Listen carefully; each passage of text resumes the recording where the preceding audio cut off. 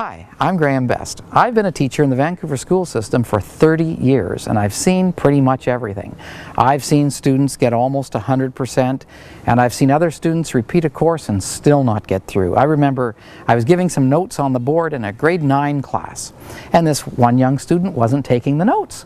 And I said, "Why aren't you writing these down?"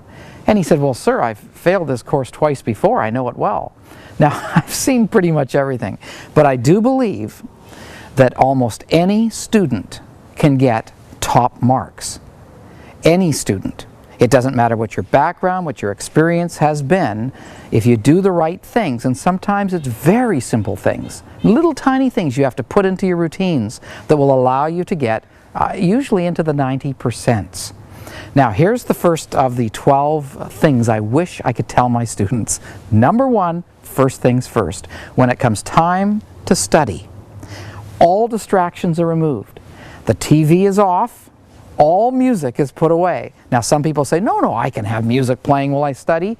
You may think that, but the research tells us very clearly the only kind of music that you can actually have in the background that will help you learn is called classical Baroque music. Now if you don't know what that music is, check on Wikipedia. Do a Google search on it and read it about it and then maybe download some of it, listen to it. If you have to have something in the background, only classical Baroque music. Now that's just a little study tip on the side, but first things first. When you go to a job, you work for your employer and you give the best you've got. They've got you for the hours that you're working and you're getting paid for the time you're putting in. I would like you to think of your classroom time and your study time as your job. It is an investment in your future. The better you do at school, the better you will have in your job, the more income you will have. Think of it as your job. Now a couple of thoughts. Suppose that you did very well in a course. You'll feel better about yourself.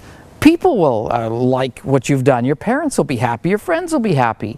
The idea is that then you work harder and you have even more success and you enter this cycle of success. There's no downside to getting really good marks. So think of it as your job. It becomes your priority. You take your study time. All distractions are removed. You have the place you're going to study, you pick a time when you're going to study, and now you're going to work. You have all of your tools ready to go, and you begin your study time. Now a couple of tips. Suppose you have trouble getting started. A couple of things.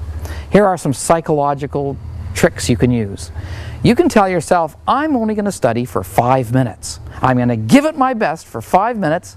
Do it. The moment you start, what happens is, once you're on a roll, you'll keep going. It always works that way. But psychologically, you're thinking, I'm just giving it 5 minutes, but you'll study for quite a while. The other thing you can do is always make a list. Before you study, sit down and say, I will learn my 10 words of vocabulary, I'll read these pages, I will, and you make a list. And now you start following through the list. One more little tip that helps.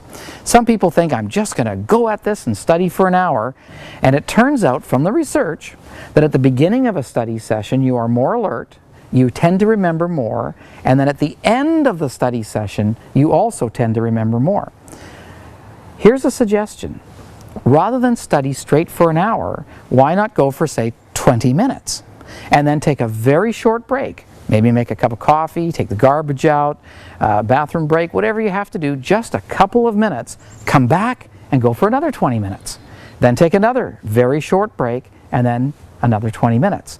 What happens is, instead of having 2 peaks where you are having maximum brain power, if you will, what you have are 6 peaks. And your study time is maximized. Now obviously it's just a tip, it's something that people have found to work really well. If you're on a roll, by all means don't stop after 20 minutes, keep going. So the first point, let me just reiterate one more time. First things first, you make your study time a priority. All distractions removed, it's now an investment in your future. You're going to work, you're going to be studying.